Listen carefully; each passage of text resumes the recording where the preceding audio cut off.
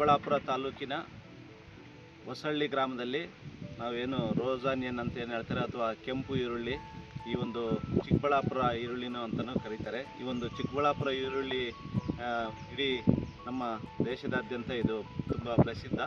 ಈ ಒಂದು ಬೀಜೋತ್ಪಾದನೆ, ಈ ಒಂದು ಈರುಳ್ಳಿಯ ಬೀಜೋತ್ಪಾದನೆಯ ತಾಕಿನಲ್ಲಿದ್ದೀವಿ. ರೈತರು ಈ ಭಾಗದಲ್ಲಿ ಈ ಒಂದು ಕೆಂಪು ಈರುಳ್ಳಿಯ ಅಥವಾ ನಾವೇನು ರೋಸ್ ಆನಿಯನ್ ಅಂತ ಏನು ಹೇಳ್ತೀವಿ, ಇದರ ಒಂದು ಬೀಜೋತ್ಪಾದನೆಯನ್ನು ಮಾಡಿ ಅದನ್ನೇ ಕಂಪ್ನಿಗಳಿಗೆ ಕೊಡ್ತಕ್ಕಂಥದ್ದು. ಈ ಒಂದು ಯಾವ ರೀತಿ ಬೀಜೋತ್ಪಾದನೆ ಮಾಡ್ತಾರೆ ಅಂತ ಹೇಳಿದ್ರೆ, ನಾವು ಏನು ನವಂಬರ್ ತಿಂಗಳಲ್ಲಿ ಬೀಜೋತ್ಪಾದನೆಗೆ ನಾಟಿ ಮಾಡುವ ಸಮಯ ಸೂಕ್ತ. ನವಂಬರ್ ತಿಂಗಳಲ್ಲಿ ಏನು ಮಾಡ್ತಾರೆ ಅಂದರೆ, ಗಡ್ಡೆ ತಂದು ಗಡ್ಡೆಯನ್ನು ನಾಟಿ ಮಾಡಿದ 3 ತಿಂಗಳಿಗೆ ಇವು ಈ ಒಂದು ಅಂಬೆಲ್ಸ್ ಅಂತ ಏನು ಹೇಳ್ತೀವಿ ಅಥವಾ ಹೂವು ಬರೋದಕ್ಕೆ ಪ್ರಾರಂಭ ಆಗ್ತದೆ. ಹೂವು ಬರೋದಕ್ಕೆ ಪ್ರಾರಂಭ ಆದಮೇಲೆ ಕೇವಲ ಒಂದು 15 ದಿವಸದೊಳಗಡೆ ಎಲ್ಲ ಹೂವು ಅದು ಪಾಲಿನೇಷನ್ ಆಗಿ, ಅದರಲ್ಲೂ ಈ ಜೇನುನೊಣಗಳ ಪಾತ್ರ ಪ್ರಾಮುಖ್ಯತೆ ಹೆಚ್ಚಿಗೆ ಇರ್ತಕ್ಕಂಥದ್ದು.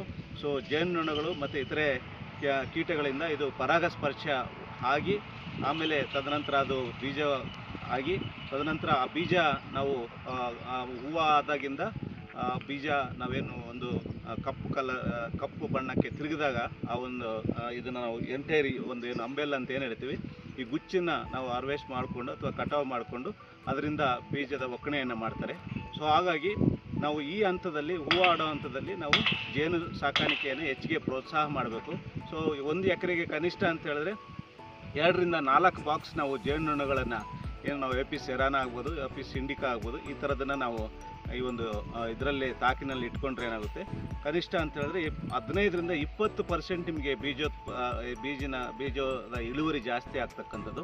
ಸೊ ಹಾಗಾಗಿ ಎಲ್ಲ ಯಾರೇ ಒಂದು ಇದನ್ನು ಬೀಜೋತ್ಪಾದನೆ ಮಾಡಿದ್ರೆ ಅವರು ಈ ಜೇನುನೊಣಗಳನ್ನು ಅದರಲ್ಲೂ ಹೂವು ಆಗದ ಸಮಯದಲ್ಲಿ, ಅಂದರೆ ನಾವು ಗಡ್ಡೆ ನಾಟಿ ಮಾಡಿದ್ಮೇಲೆ 3 ತಿಂಗಳಿಗೆ ಹೂವು ಬರ್ತದೆ.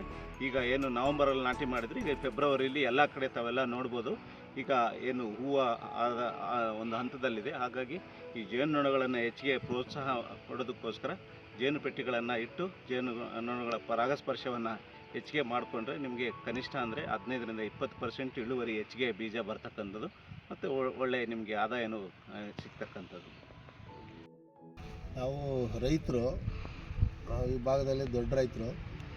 ಇಲ್ಲಿ ನಾವು ಈರುಳ್ಳಿ, ಕೆಂಪು ಈರುಳ್ಳಿ ಚಿಕ್ಕಬಳ್ಳಾಪುರದಲ್ಲಿ ಭಾಳಷ್ಟು ಫೇಮಸ್. ಅದು ಚಿಕ್ಕಬಳ್ಳಾಪುರದಲ್ಲಿ ಮಾರ್ಕೆಟ್ ಇದೆ ಈರುಳ್ಳಿದು. ಅದನ್ನು ನಾವು ಸುಮಾರು ವರ್ಷಗಳಿಂದ ಇದನ್ನು ಬೆಳೀತಾನೆ ಇದ್ದೀವಿ.